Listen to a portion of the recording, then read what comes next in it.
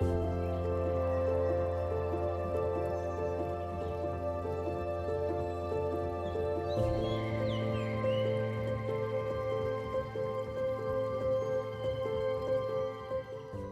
I'm John Everett, I'm the Chief Executive of the National Forest Company, and it's great that we're here in the Meta Garden.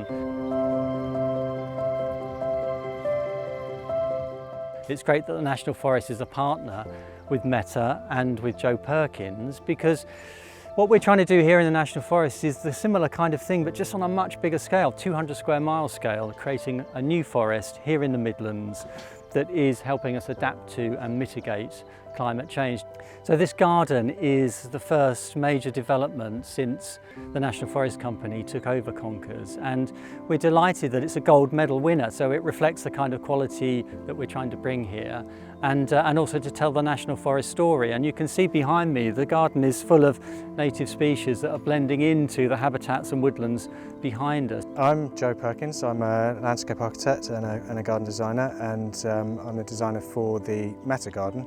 Lucky enough to win a gold medal at Chelsea, and I wanted to tell you a little bit about what the garden is about, what was the inspiration for the garden, and the best bit now, which is that we're now here in the National Forest and the garden has come here for its permanent home.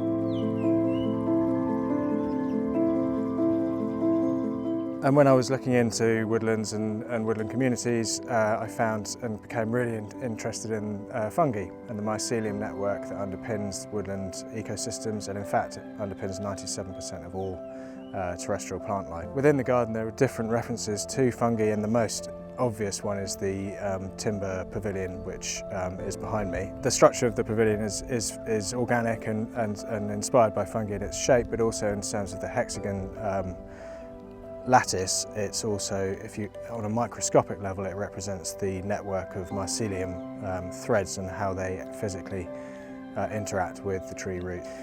So looking at that and thinking about communities also led me to design the planting in the garden, which is all about the different plant communities that you can find in the British countryside. It's really about how all of these communities depend on each other to form a resilient and diverse ecosystem, and the benefits that we get from that, both in terms of ourselves as human beings being able to access nature, but also in terms of pollinating insects and everything else. It's all linked really, and that's what the garden's all about. The best bit is the fact that it's now got a permanent home here, and I'm really looking forward to it being open and being available to visitors here at the National Forest. It's not often that a whole garden gets to go somewhere in one piece, so the fact that Meta have donated the whole garden and the partnership with the National Forest it's quite unusual. It's not just a show garden for a week, it's now here, hopefully forever.